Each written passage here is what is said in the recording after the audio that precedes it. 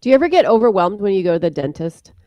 When I notice, sorry, but when you, I know. Wait, stick with me on this, listeners.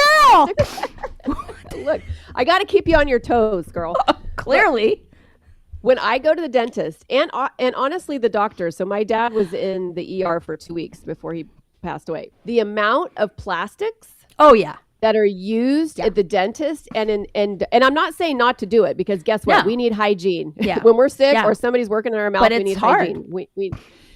And I think this is the problem when it comes to thinking about Earth Day and what can I do? I'm just one person with, all these billions of people on the planet, and it gets overwhelming. And I think that puts me sometimes in like paralysis. Like, well, is this even mattering? Does this even matter, throwing away my soda can? Yep. Of course, yes. Every little bit helps. And we all have to feel like we can do some things to help, right? But yeah, when I'm in the dentist or the doctor, I always think of that. I'm sorry. Yes. Please don't apologize. I just like I is. said, my brain is a little slow. And so that was like, wait, what? Keep up. Keep up. Clearly.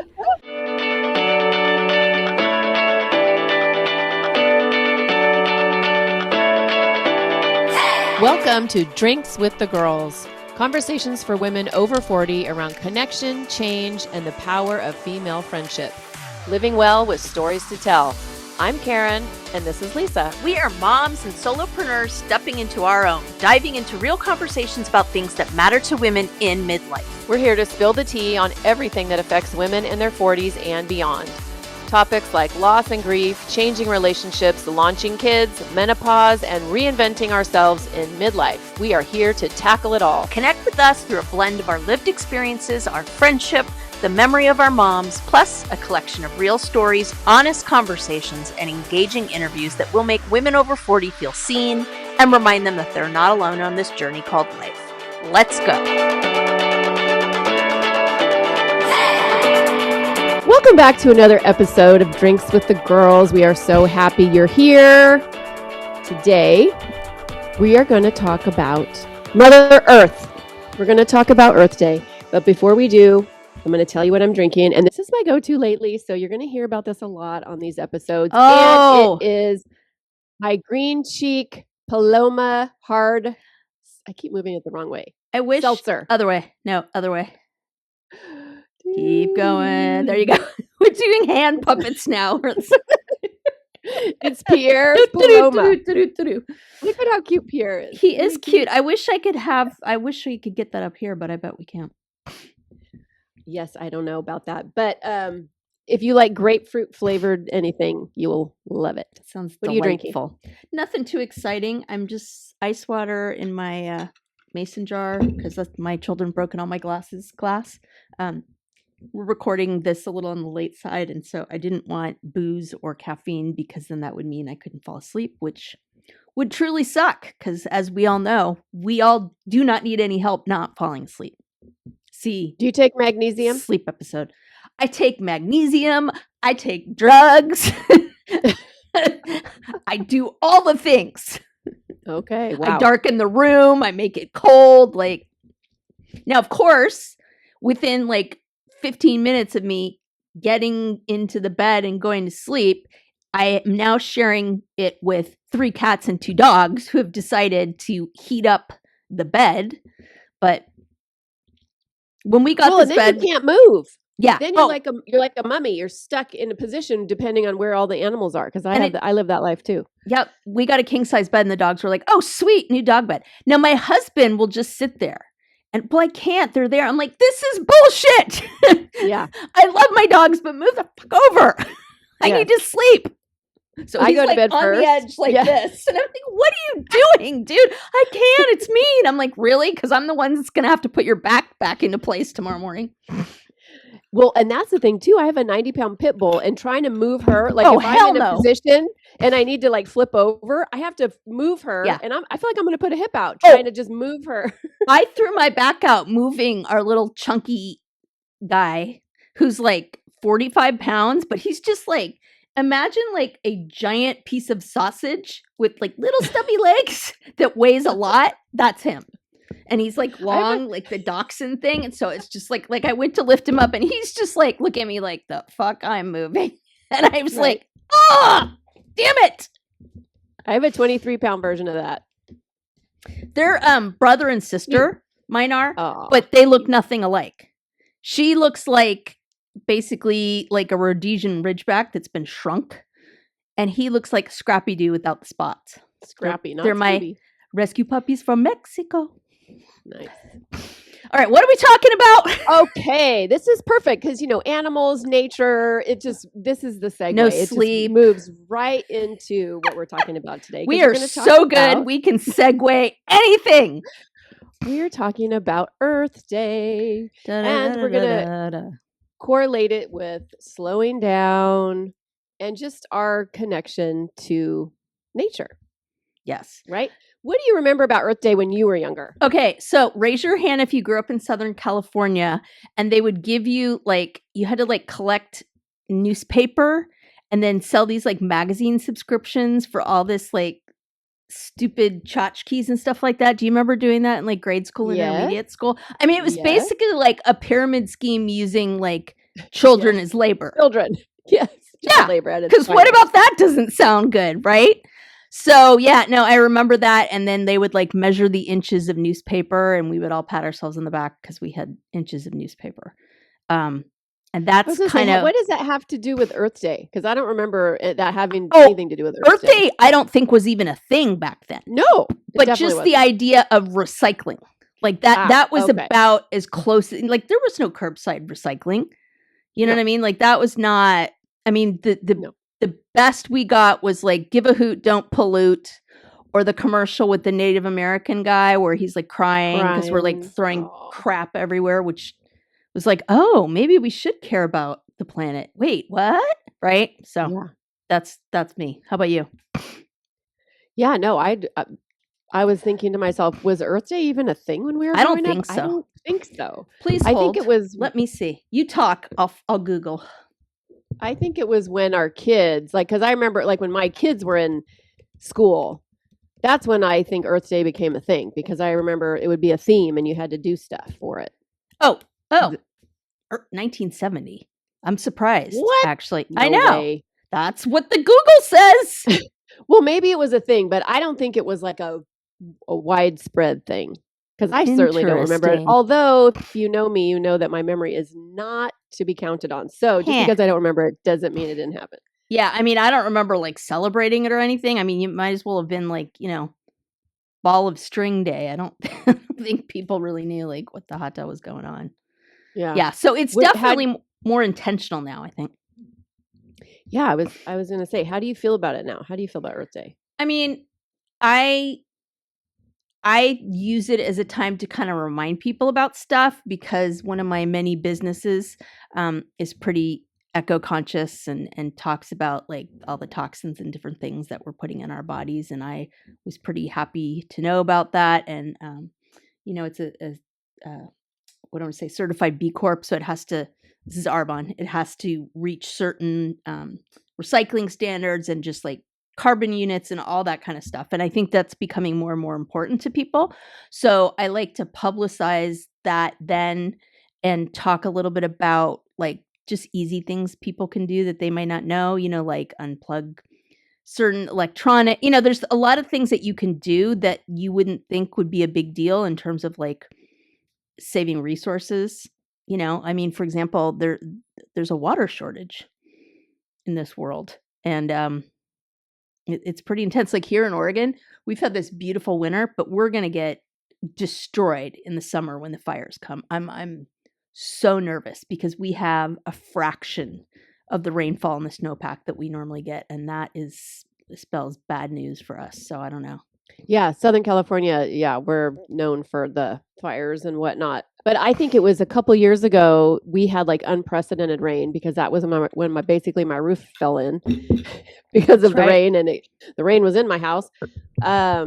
And I think that was the only time that I can remember that we were not in the negative. We were, and I don't know the terminology, but we weren't in a drought per se. Yeah. Because we're Southern California, we are always just for decades in a drought. But yeah, it makes wildfire season, which I think actually honestly down here is year round now. Yeah. But yeah, super scary. Where I grew up, I can't remember if you ever visited there, but I grew up in Rancho Palos Verdes, and that whole area is just getting destroyed because basically, we're all lazy. And so somebody decided it would be good to dynamite a road up through the hill because it's this giant peninsula with a hill, right? And so people didn't want to have to go all the way around. Like they wanted to go over the top, and they didn't really do their homework and check, geology. And basically it's this, there are these plates. And so what happened was the dynamiting basically made it, I don't know all the ins and outs of it, but basically made it so these plates are sliding even more. And now with the rain, it's basically like 2 plates floating on water. And so you can imagine what it's like if you own a home there or you're trying to get by on the road. So yeah, you're screwed because basically your house is crumbling and falling into pieces. So yeah, I mean, and I also think that when we were younger too, like you could look the other way a lot easier than you can now. I remember when our local dump ran out of space, we just moved across the street, started filling that one up, right? Like it wasn't, I mean, it was like, oh yeah, let's recycle some newspaper, but there wasn't like this dire, like, holy crap, like we are not in a good place. I think also it's, with technology and the internet and everything is accessible now. Yeah, so everything totally. can be in your face. So it's hard to not notice, and we're seeing things now we weren't able to see in like the 70s and 80s because we didn't have as much access. So I think that's, good for awareness. I think when I started surfing, let's see. Wow. Holy shit. 26 years ago? That can't be right. Please hold. She's doing the numbers. Wait a minute. That is not right. Holy shit. Okay. This is bad. Okay, Please hold. She's feeling faint and I'm fanning her. I'm having remotely. A moment like I did on the episode we just did with the parasites. What is going on? Okay. I started surfing when I was 35. 20 years, babe. And I'm, damn. Over 20 years. Wow. Okay. Sorry, go ahead. Yeah, let me catch my breath. Speaking of inconvenient truths, that was the other thing I think that did it. So in 2006, Al Gore's movie An Inconvenient Truth came out. That was like, we're not effing around here. Like, this is what's going on and like global warming and all that. And after that, people were like, wow, But I think he got a lot of shit for that too. Like, I think a lot of people thought he was a nut job. Yeah. Oh, for sure. I mean, it was way back in the day where people were like, whatever, I mean, because I think it was, and honestly, there's still people now that think climate change is a bunch of bullshit, right? Like, oh, it gets colder in the winter, or we get polar vortexes. So that means global warming is a myth. Let that sink in. The face. Yeah. Okay. So I'm back in my body now. But what I was going to say is, the thing that really helped me connect with Mother Earth on such a deep level, and not that I didn't, I want to say observe Earth Day, but I had kids, and for me, it was really important to me that they understood that it was important to take care of our planet. And so, but when I started surfing, when I turned 35, is when I really had this intimate personal connection with Earth, because I was in the ocean almost every day. And in nature and with dolphins and the stingrays and the fish and the sharks and all of it, right? And so I look back on that and I just think that it was such a spiritual experience and really leaning into the idea of Mother Earth, of the care, seeing her as like this maternal figure and somebody who gives care and also who needs care. Okay. Right? Because what do we do as mothers? We take care of fucking everybody. Yes, ma'am. New thing on my bucket list. What? You take me surfing. Get your ass down here because I am not surfing in sharky Oregon waters. Oh my God. Sharky cold Oregon waters. Okay, cold. It's not really sharky compared to where you are.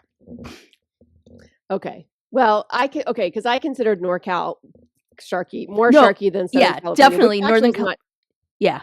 Yeah. No, I mean, it's more whales. Like, I mean, if you go into like Seattle, there's like orcas in the bay, but that's not kind of how we roll here. Do you know how fun that would be? You come know. down here in the summer when it's warm. You don't have to sell it to me. I am there. Hey there, I'm Lisa Corachella McDowell, your midlife Pacific Northwest princess, here to guide you in the art of next leveling your life. I'm passionate about women's health and wellness in midlife, especially for moms parenting kids with unique needs like I do.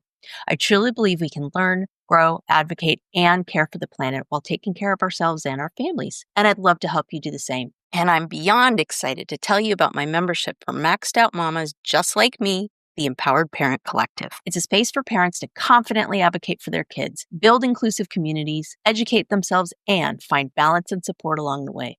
To find out more about the Empowered Parent Collective, my classes, wellness offerings, parenting tips, advocacy resources, and exclusive Drinks with the Girls goodies, head to nextlevellifewithlisa.com. Let's survive and thrive in the messy middle together. So, bucket list. And I still think we need to do the Drinks with the Girls retreat somewhere, and that should definitely be on the activity Okay, list. listeners, pencil it in. Drinks with the Girls Surf Camp. Oh my God. 2027, La Jolla, California. I'm putting it out there right now. So there. Okay, manifest that shit. Yeah. But yeah, no, and I agree. And also, you know, frankly, when you and I were growing up and we were riding every day, like I was outside all the damn time. I was outside more than I was inside. And like I was just talking to Karen about this before we hit record. And, you know, now that I'm in Oregon, like we don't have the kind of weather that Southern California has. And I'm kind of a baby about that. Like I just don't enjoy being outside when it's cold and wet. Like there's hardcore Oregonians here that will just like do whenever. And that is just not my deal. Like I recently spent 6.5 hours on a plane trip in soaking wet clothes. Long story. And that was about as close to misery as I've been in quite some time. So that's just not my jam. So I'm out a lot in like the summer and late spring. Like I love to garden and I love to do that. And that really, I have found that that's a good connection for me to the earth. I feel really connected to my mom when I garden because that was always her passion. And so that definitely kind of literally grounds me. But it's hard in the, you know, kind of colder months here for me to just really feel that connection at all. So I've been doing things like, I don't know, listeners, if you're watching on YouTube, like the plants are growing. It's starting to look more like a terrarium around here. And I've got like my red light here to like make me happy. So I'm finding that I need to bring more of the outside world inside. Okay, well, have you ever considered bird watching? What the hell? Okay, we have stepped into a new chapter. We are those people. And honestly, you are those people. I am not those people. I have not been convinced yet. Let me reframe. Tony and I are those people now. Okay. We are those, and I don't want to I'm just going to say we're those people. So when we moved to Fallbrook almost 4 years ago, I mean, you can't not notice the birds. Like there are birds everywhere. Hawks, owls, and then all of the little cute birds, you know, the blue ones and the red ones and the yellow ones. And when I go out to take the dogs out in the morning, they are everywhere and they are all talking and singing. And you're just like, oh man, this is cool. Well, my man recently, we had hummingbirds build a nest in our porch. I love hummingbirds. So he got a Ring camera and he set it up and he, you know, it's like the Eagles. Fun. Did you watch the Eagles? What were their names? Shadow and something so or other. Sad. But it was like that. So we had our little hummingbird camp. And every day he would, you know, tell me what was going on. You know, mama would lay the eggs and there was 2 eggs. And then, you know, after time they hatched. And well, and of course he would send all these videos. We have group chats with all of our kids. You know, we have 3 different group chats for our kids. And he would send them all the videos. And I'm like, babe, they're working. They're not going to be watching a hummingbird video right now. But today, so the babies are in there. There's 2 of them. Today, I go out the front door and I walked a little too swiftly and I let the dog in and they flew away. The babies flew away and he's so mad at me. And he didn't say it out loud, but I know he thinks it's my fault. He does know that happens eventually, right? Well, and that's what I said, I'm like, babe, if they weren't ready to go, they wouldn't have flown away. He's like, but mom came back and she's so sad and she's looking for the. Oh my I'm God. like, Today on anamorphizing. it's time to unhook the Ring camera from the hummingbird nest. Anyway, I totally digress. But if you want to feel close to Mother Earth, watch nature. Get a Ring camera. I will say this, and this is going to sound really snotty, but it just is the truth of my life. So when we lived in Zimbabwe, talk about bird and animal life. I mean, we went on safaris and stuff, but the birds over there are unreal. Unreal. You can't compare. There's one called the lilac. I think it's lilac crested roller. That's literally like lavender. I mean, it's just gorgeous. So if you want to talk tropical birds and stuff, like I'm totally down with it. I actually have a friend, shout out to Dr. Emma, who is a massive birder. There's a few people I know that are. It's, again, like for me, it's just the whole, like, I don't want to be freezing cold outside thing. Like I'm failing at this No, part you of just being put a up a Ring Northwestern. camera. You don't have to leave your couch. I can't like go everywhere and do it. I will say in the summer though, the hummingbirds come out. Like it's great that we get really great butterflies and all that. I just, so I have to say, every time you're like, well, when we lived in Zimbabwe. I know, right? It sounds like I'm ridiculous. I feel like saying, well, when I lived in San Bernardino. Right? I know. It's just like, again, right? I always told my son when he was young, dial it down on the I've seen lions in the wild stories because that is social suicide, dude. Just saying. Yeah. But I will say this, in the winter, I do kind of slow down and just like kind of hibernate. That's my time to just kind of go interior. Well, and I think at this stage in our life, that is literally what we need as women, especially. It's interesting. I've had so many conversations with women in my community, my clients, my friends, and we are all feeling this unsettling feeling because, we've taken care of everybody for so many decades and we're exhausted, number one, and we're also kind of pissed off about it because we recognize, I'm not joking. No, And I'm laughing because like, Yeah. And I thought it was kind of just me. I'm like, and I've said little things here and there on the podcast about like kind of my resentments and wow, wouldn't it be cool if we could live two lives, one life just us and another life, with our families. But it's literally not just me. Turn ourselves into two people. Correct. Yes, you get two chances, right? Because obviously, if you have a family and you're not going to trade them in, you're not going to be like, nope, I'm done. And if you're, living a intentionally single or child-free life, you've made a choice, and that's what you want, right? And either and both are valid. But I just think that yes. So my point is, it's not just me. Thank goodness. That was nice to know. But we get to this point and we're so used to being on the treadmill. We're so used to being on autopilot. What can I do? How can I do this? Let me take care of this. Oh, I got this. Oh, somebody needs help. I got it. Oh, you need 12 things done. Let me do 10 of them. Right. And so that's why, like to your point, the slowing down piece, the just hibernating a little bit, the chilling out, just taking advantage of the quiet moments. And I think that's what the earth can teach us. That's what nature can teach us. Because guess what? There's cycles, with things in nature, just like we have our cycles, right? The earth does not have a smartphone. It's not running at like the speed of light, And I mean, when the earth is pissed, when the earth is happy, I mentioned my wet clothes thing. I got almost stuck on Hawaii. It sounds really glamorous. It wasn't. There were no toes in the sand. And in fact, I was there for the beginning of these horrific storms that have done all this damage there. And just like even seeing it like in its initial stages was crazy time scary. And those poor people and what they've had to endure. And I mean, that's nature, man. It's not like you can be like, halt, stop there. Yeah. Well, and also think about it. In nature, there are times like in winter when everything is underground or things are hibernating. Things are in the dirt. The trees don't have their leaves because they're literally going inward to rejuvenate. And you know what? Guess what? In a few months in springtime, they're going to come out again. Yep. But in that moment, they are rebuilding and they're restoring themselves. Yep. And that is something as women we don't do. Yeah. And that we could take a page, from the earth's playbook. It's like, look, We all need time to restore ourselves by ourselves. I'm not saying 7 days in Puerto Vallarta like my mom did, but Hey, the shoe fits. right? Yeah, but I also think like this week, I don't know, I've been on just crazy time schedule with work. It's just a super, super busy time for me. And this week I've been like unable to keep a thought in my head, like more than normal.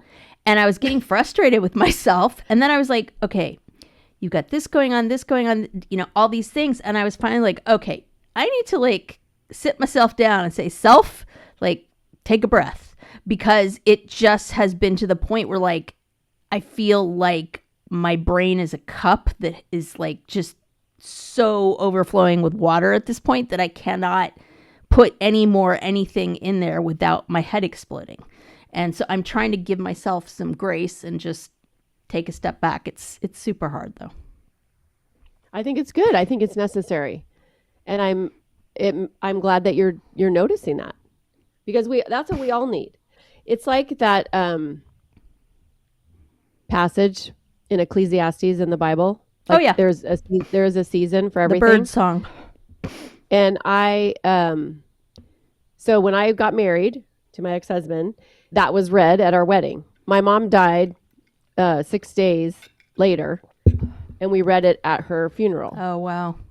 It's just so telling, right? It's like to every time there is a season, whether you're celebrating, whether you're planting, whether you're growing, or whether you're tearing down, reaping, right? Harvesting. And it's nature. It's nature at its finest. Like there is, to everything there is a season. I do think there's definitely a sense, and I feel like this crosses all political divides, like whether or not you believe climate change is real or not. I do think people are, in general, much more aware of the earth. Like people aren't just, well, I mean, some people do, but, just throwing trash out the window, right? I do think that people are like, oh, where's the recycling bin? Or, I'm going to bike to work. Or like, I do think there's a general awareness of you can't just be a giant consumer and never think about where these resources are coming from and what's happening. Like even the most selfish person, I feel like now, like they're going to recycle their soda cans. Like, Yeah, that's an easy one. Do you ever get overwhelmed when you go to the dentist? When I notice, sorry, but when you, I know. Wait, stick with me on this, listeners. Girl, your segues tonight are killing me. Look, I got to keep you on your toes, girl. Clearly. When I go to the dentist and honestly the doctor, so my dad was in the ER for 2 weeks before he passed away. Well, the ER and then the hospital. The amount of plastics that are used at the dentist and I'm not saying not to do it, because guess what? No. We need hygiene. Yeah. When we're sick or somebody's working in our mouth, but we need hard. hygiene.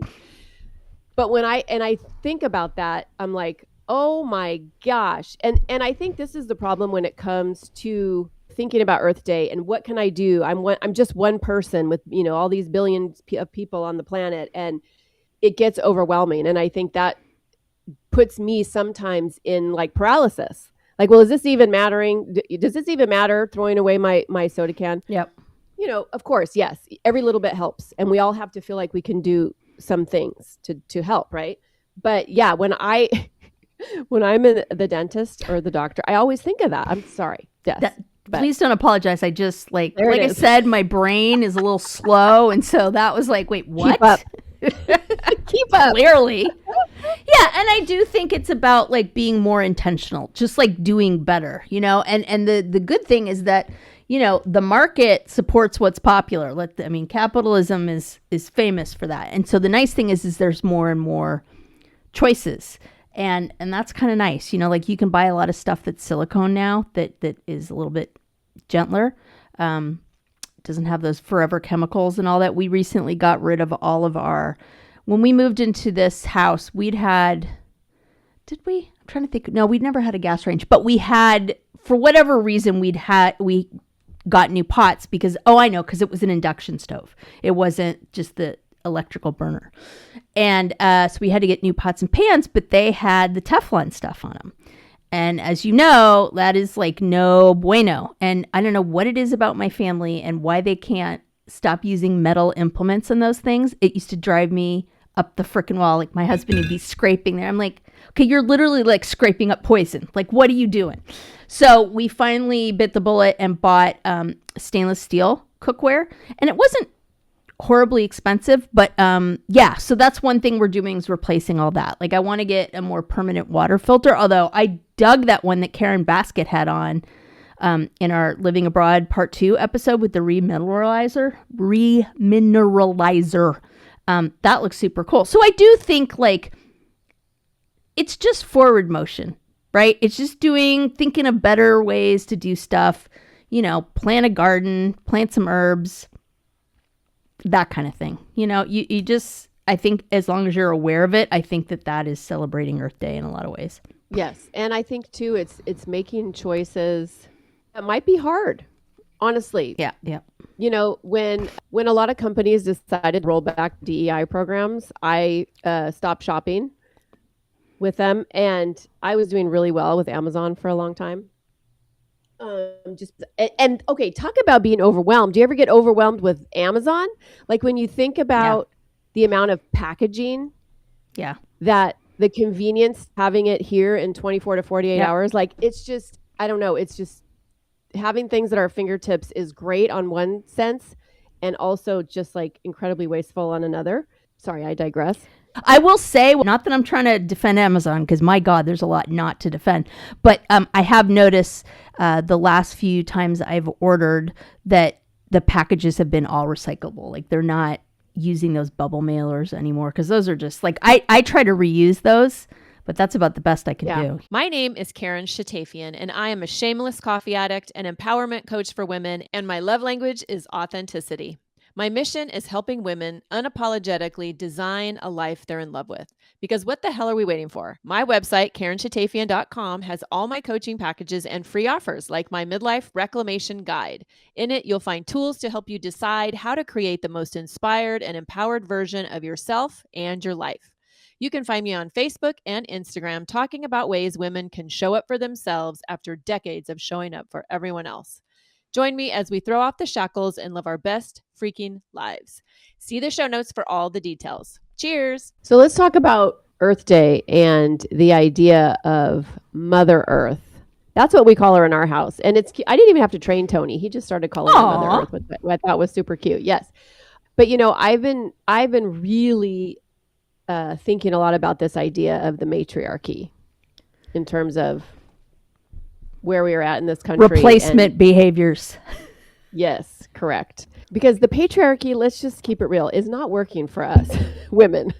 Yeah, let's talk about that. Let's talk about this idea of Mother Earth, right? Not just like as a symbol, but just kind of like what I was alluding to earlier. It's like we as mothers are the caregivers and the caretakers. I think our Earth is the same. Yeah. And we neglect her. Yeah. Like unequivocally. Yeah, I mean, not that I am going to like use a Disney movie as a metaphor, but let's take the metaphor of a Disney movie. So, Moana, right? Like, and I can't remember the names of the different things, but it's like you think this big, bad, scary thing is the villain, right? And Moana slaps the heart in there and it becomes this like beautiful island, right? And I mean, obviously Disney movies kind of drill everything down to the lowest common denominator in terms of like hitting you over the head with a metaphor.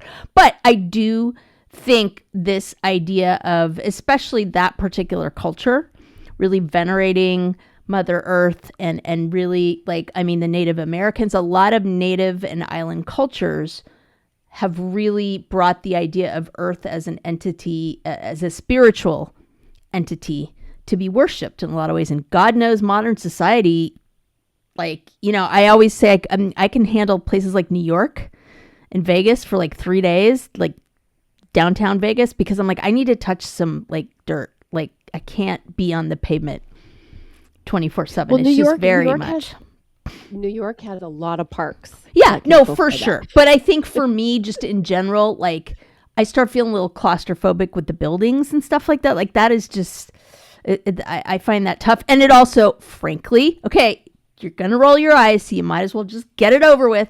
When we lived in India, and I roll. That was like, I mean, mega cities in Asia. Holy crap. Talk about like paving over Mother Earth. Because yes, there are sort of green spots, but I just remember like trying to find a park to go to for my kids was almost impossible, you know, and the dirt and the filth and all that. So it's just, that was one of the most difficult things about being there, is just really losing that connection to Mother Earth. We didn't have pets over there. Like the most animals we saw were like stray dogs and like the hawks attacking the pigeons. And that was very destabilizing for us, for sure. And not having that kind of green space. And of course, the pollution is horrible. Yes, I can imagine living in that a situation like that would be very difficult, and raising your kids and, you know, trying to help them be in nature when you can't really find it. I just love Manhattan. I just love New York City. Oh, I love visiting. I do. I just couldn't handle living there. Yeah. I don't know. I could live there for a finite amount of time. Like if you said, okay, here's a really cool apartment for 6 months. Well, you know? of course. But Vegas, yes. 2 days, I'm out. Yeah. That's it. It's about 3 for me. But honestly, like New York, and we're going on a tangent, but what the hell? That's just how we roll here. I think the thing with New York is like, and I have money, right? Like that has to be the fantasy. Like, and I have money, because if you live in New York and you're broke, that is not a good place to be. Manhattan. Fun. Yeah, no, that's rough, you know? Yeah, here's your apartment and an endless bank account. Spend $1 million in 3 months. Go. So I get it. I get that piece. And honestly, that's why, I mean, I live on 3 acres. Yeah. So, and every time I have to go back to Orange County, which isn't even like New York or Vegas, it's just a more, you know, a busier city. Yeah. I hate it. Yeah. I'm like, and my kids want me to move back so bad, especially because I'm having my first grandbaby in May. Not my first grandbaby, but my first grandbaby. you know. Get it? You got it? Good. Yeah. So there's something to that. There's something, you know, to be said about that. So. Yeah, I remember. So listeners, if you've been listening for any length of time, and maybe this hasn't come through, but my family has a farm outside the city here in Oregon, and we raised our kids there for the first few years of their lives, and it was awesome. Out in the middle of nowhere, but it was like nature everywhere. Like we could literally just let them go. And that is not something you've been able to do, let your kids do in any neighborhood in the US for quite some time now. So I really appreciate the fact that they had that childhood where they could just wander up to their grandparents' house or just go to the stream or throw sticks or pick blackberries or whatever. Like it was really an idyllic way to raise kids, right? And then when we moved into town here, which is still town, right? Eugene is 200,000 people, maybe. I was really worried about how I would feel about like, you know, being in a quote unquote city. Cause we live like, I don't know, maybe 2 blocks away from like a main street. But we live near a mill stream. It's a river, but it's a small river. And what's been super nice is, I mean, you can hear the city and stuff like that. But at night, one of the things that used to happen when we lived on our cottage in the farm, because of course there's no light pollution, right? It's just like the stars are incredible and you just, it smells wonderful, was the tree frogs and the bullfrogs would come out at our pond and just would sing at night. And the cool thing is, in the spring, because of that water, we get that here. And it's really, really lovely to kind of have that as like touching base with things. And we have a nice big lot. I mean, we certainly don't have acreage like we had before, but it's a nice big corner lot and we fenced in our front yard. So it's about as close, I think, as you can get in suburbia to kind of living in nature a bit, you know, but it's not 3 acres, that's for sure. We have, I don't know if they're frogs or toads, but we have those too. And I used to kind of be creeped out by them. But yeah, hearing them, like you say, sing, I love that, is fabulous. But fun fact, if a dog licks them, they excrete a toxin. Oh yeah. Because that's certain kinds of toads. Yeah. It will put your dog into an allergic reaction and you will have to take her to the emergency vet. And of course, it'll be on a Saturday at like 11 p.m. Not speaking from personal experience or anything. Not at all. Not at all. Yeah, I think the amphibious, like frogs are a little bit more friendly, but I don't know, someone could fight me on that one. But the fun thing is we get these little super green tree frogs, and they'd somehow, because we were on a septic, there was more than one time when the kids would be like, Mom, there's a frog. And like I'd go in and they were like getting ready in the bath, and there's a little frog like peeking his head up. It was really cute. Okay. Okay, not parasites. Girl, for an animal lover, you are just like goosey with this stuff. Hummingbird scarer aware. Okay, that's not fair. Frogs do not belong in the house. Well, yeah, but they're cute little ones, not like I felt this way when I would be surfing and a pod of dolphins would come into the lineup. Like we used to surf at Bolsa Chica Bay Beach, and so cool. Dolphins would show up 90% of the time. There would be dolphins in the water. And my girlfriends, my surf sisters would paddle up to them and all that. And I'm like, I love nature. I appreciate nature, but I don't need to snuggle necessarily with a wild animal. And that's what a dolphin is to me, even though they're cute, for sure, like puppies and whatever. And I feel the same way about frogs. Yeah. Okay. Well, good to know. Stay out of my bathtub. I actually did a thing once where you could swim with, actually a couple times we've swam with dolphins. And I mean, they're captive to a certain extent, but it's not like marine land, although the one in Mexico was kind of like that. At any rate, it was really interesting because they talk about the fact that if you encounter wild dolphins, one of the things you shouldn't do is like have your hands up in their eyesight, because they think of it as like claws and things like that. And so you have to be like, I mean, makes sense, just gentle and kind of keep your hands calm, so for what it's worth, because I'm a dolphin whisperer. I would never be close enough to a dolphin to do that. Good to know. I was awesome when I swam with them. They are beautiful creatures. They are gorgeous creatures. Like, people think of them as gray. They're like underwater. You could describe it better than I can, but they're like, their skin is like iridescent. It's gorgeous. Yeah. Yeah. Mm-hmm. Yeah. Yeah. Anywho. So what are some ways that we can parallel our experience as midlife women to the experience of the earth or to the earth? I definitely think, let's face it, the matriarchy is a very, very, very, very old thing. Like, some of the first cultures were matriarchal. The patriarchy is a relatively new thing in the scheme of things. But I definitely think this idea of the mother, the crone, the kind of holder of the wisdom. Those are archetypes that have been around forever. And I do think that, we're so caught up in like being young and hurry and busy and and we're not being productive.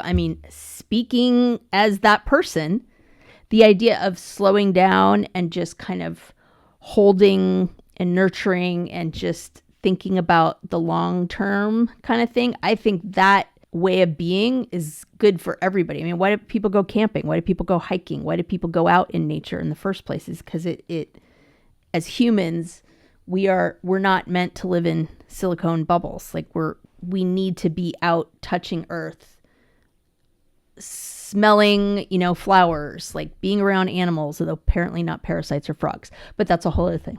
Yeah. And I think, it's interesting. You talked about, the storms that you experienced in Hawaii when you were there. And I'm in the middle of a storm right now in my life. And so I think about what's happening. Are you okay? No, sorry. I was thinking you were talking about like actual weather. And again, did I mention I'm a couple cups short of a cupboard these days? It's taken me a while. So just saying. Continue. Your reaction was so funny. I was like, what did I say? I have a tick. It's called my brain stops working. My brain on drugs. This Pretty is your brain on drugs. Yeah. So I just think about that correlation about how, the earth has its storms that are natural, that are, even though they're uncomfortable, like, as you well know, because you got drenched and had to sit on a plane for 6 hours and felt like you were running for your life, the storms that we go through as people, really, not just even women, but are natural, and that they're okay. And I think sometimes, we go through the shit storms of life and we just, get in this place of like, oh my gosh, why me? Or oh, this is so awful. I'm never going to get out of this. Am I ever going to be happy again? And, and if we would just step back and remember that, just like with the earth, just like with life, this storm too shall pass, and there will be sunshine in the future. And I myself, that's a good reminder for me right now at the season that I'm in. Yeah. Yeah. And I think it's hard. I mean, you're navigating a lot. Well, I'll let you share as much as you're comfortable with sharing. But I do. And I've kind of been in that space in the sense that it's like that whole this too shall pass thing, right? Where you're just like, I am in a season where everything is going a mile a minute and I can't stop it. And it's just like, oh my God, like I'm joking about my brain tonight, but a lot of this is because I juggle a lot, but I'm really juggling a lot right now, and just trying to be more gentle with myself in terms of like not getting on the pity me train or getting mad at myself when I can't keep all the information in, because there are seasons for that. And you aren't going to be adversely affected if you take the time to actually take a full breath. And I feel like as midlife women, we have to actually remind ourselves of that, which is super sad, but it's true.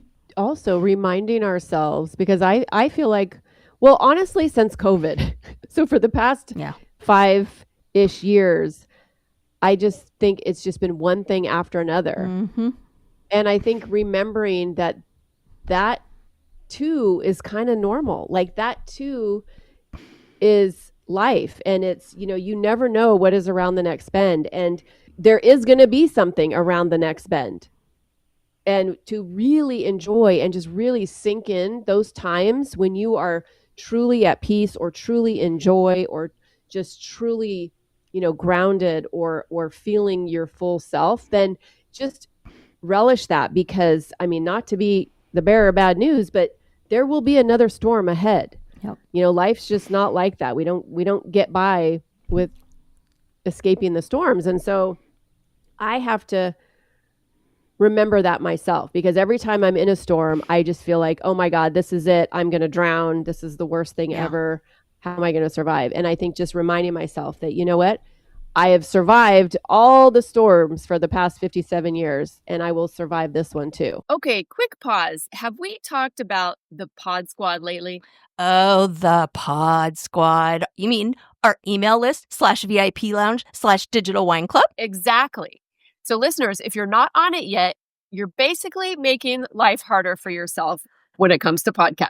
Like trying to scroll for show notes while speed walking on a treadmill. Wait, what was that link again? Oh, no. Grab the side rails. Or pulling up that book we mentioned while you're in the Starbucks line and then realizing everybody else moved up 3 cars and now you're that woman. We've all been there. That's why we made the Pod Squad. You'll get new episode alerts every week with direct links. Easy to listen, easy to share. And show notes straight to your inbox. So when we drop a life-changing product, book, hot tip, or yummy new drink, you're not rummaging through your memory like a woman searching for her reading glasses when they're on top of her head. It's organized, it's helpful, it's for you, babes. So join the Pod Squad. The link is in the show notes. Just tap it. Snacks, sarcasm, solidarity. And obviously, fighting the patriarchy. We write at dawn. To go back to kind of your surfing metaphor, what do they say when a riptide carries you out? Don't fight it, just go with where the current takes you so you can kind of save your energy, right?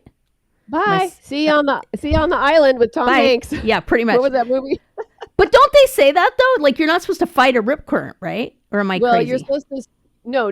If you are in a rip current that's pulling you out to sea, you swim parallel. You don't swim against it. You swim, like if it's going this way, you swim this way. So you swim perpendicular. Sorry. Okay. All right. That's good to know. At any rate. To get out of it. Yes. Yeah. Yes. My point being that I also think, let's be real. When the pandemic hit, we're all like, oh, it's going to be 30 days of like baking sourdough and playing board games with our families. And how nice. We're all just going to reconnect. And then like 2 friggin' years later, we're still sanitizing groceries. But there was an article at the time. I'll try to find it if I know where it is. But it was talking about the amount of decision fatigue that people were going through, and just this idea of like making life or death decisions on a constant daily basis, because people were like, I'm not doing anything. Why am I so exhausted? And it was this idea of just that relentless piece of, cast your memory back. We didn't know what the hell was going on, right? Nobody knew what was going on, especially in the early period of it. And we were all just like, every day it was something new, and nobody knew if it was fake news or what was going on, right? And you're just trying to keep your kids in front of a screen. And, you know, I mean, sorry, I don't mean to pick at all the scabs, but the point is that I think that kind of continued in that vein for so long. And then to Karen's point, the world has been just nonstop ever since. And so I think we can be forgiven for our kind of inner circadian rhythms, thinking that that is normal and kind of operating in that way. And it's not. It is just not. And I think that really, I mean, I think in midlife in general, but I think really like our midlife and this time and place, we have to be really deliberate about slowing down and just taking a breath and going to the yoga class and doing the thing. Because I think that the level of crazy in so many ways is just become toxic to our bodies. And I feel sometimes like my body doesn't know how to slow down. Like, even if I wanted to relax, like, I don't know how to do it. And that's a little scary. More than a little. You're not alone. You are not alone. I have clients that are, it's the same. And we've been on this treadmill, whether or not we are, like a high functioning executive, person or not, I just think as women, we are socialized to do all the multitasking and to take care of 12 things at once. And so, decision fatigue, when that even became a term, I was like, oh my gosh, yes, that makes so much sense. Yep. Because it's like you get to this point and you're just like, you've run out of decision-making skills. Yeah.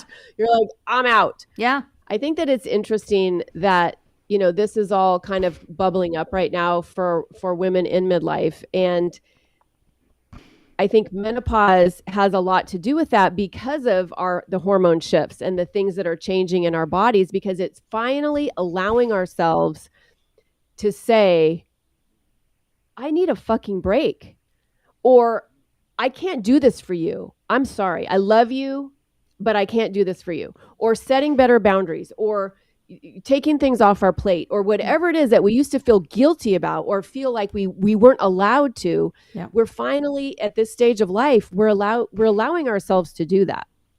And I think that's where we really, kind of link up with this idea of the earth and Mother Earth, and just taking her example and nurturing ourselves, because we haven't done it. We don't know how to do it. And that's why you don't know how to do it, because we've never allowed ourselves to do it. So it feels weird. It feels like we're doing something wrong. Yep. But we're not. Yep. We're not.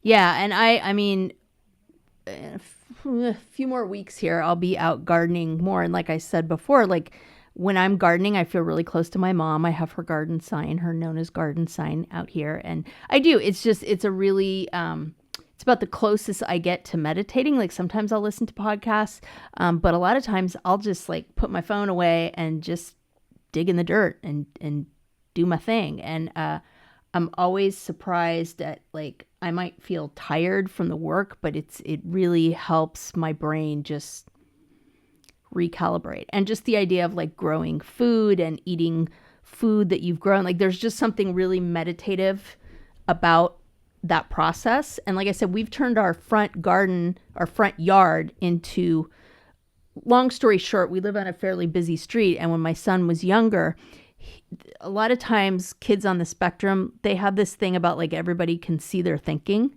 So like he'd do stuff like he'd kind of like step on the curb and then come back, and the cars would freak out because they think he was like going to run out there. And I'd be like, dude, you cannot do that. But Mom, they know I'm not going to go out there. I'm like, yeah, not so much. So we ended up having to put a fence up just for safety.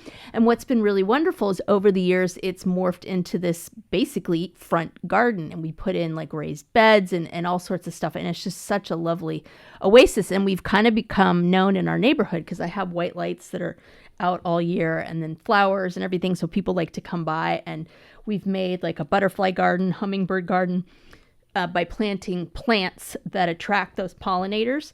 And that's been really lovely. And it's been kind of something that we've been able to contribute to the neighborhood as well. So it's really an oasis. So, I mean, Jesus, no wonder I wish I miss it in the winter. I'm starting to understand, like, well, yeah, like, you know, what do they call it? The Persephone period, when you're just, you know? Uh-huh. And I think that makes your mama smile so big. Oh, totally.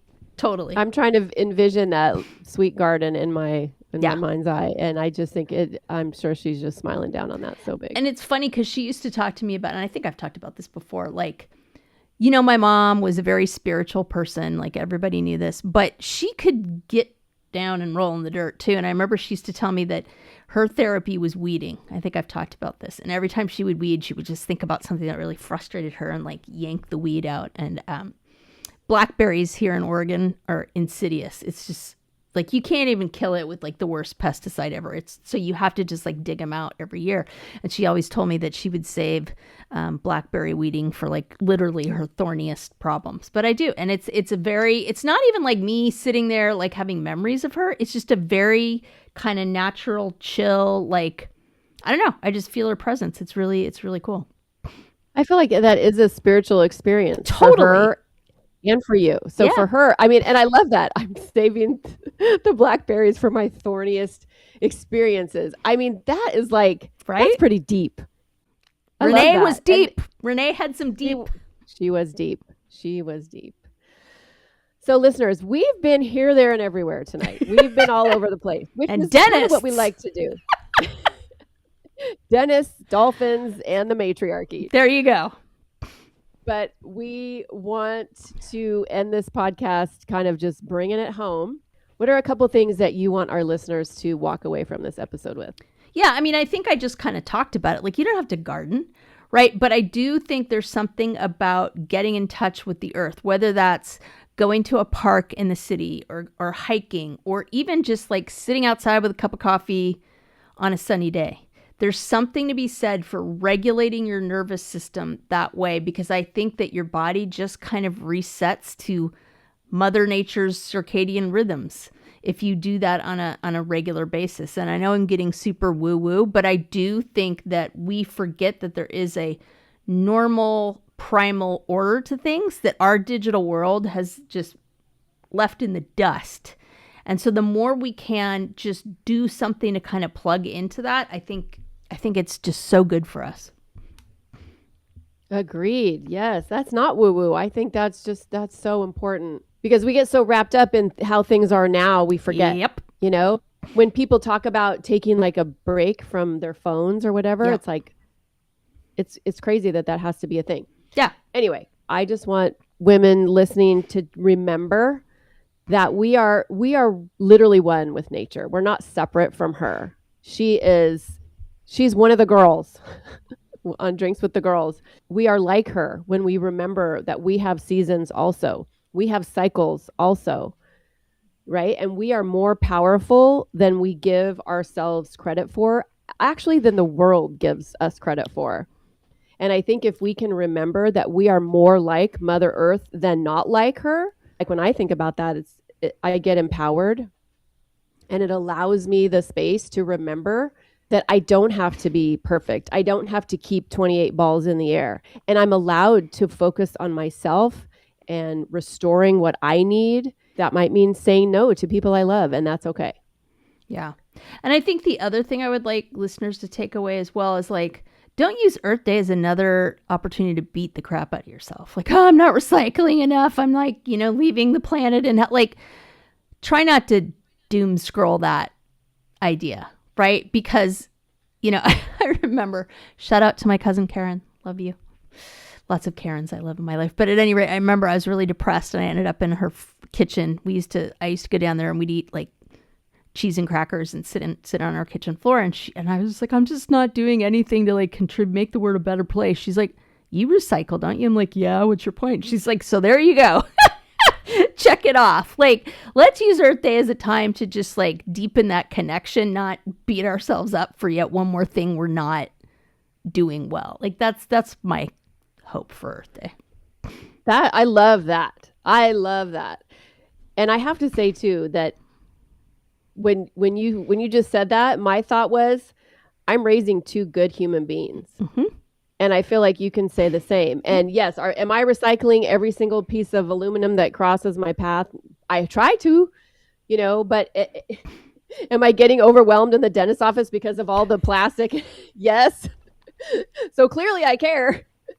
Clonazepam all around in the chair. But I think we can only do what we can do. And yes, not beating ourselves up about what we're not doing is so important. I'm so glad that you brought that up. Yeah.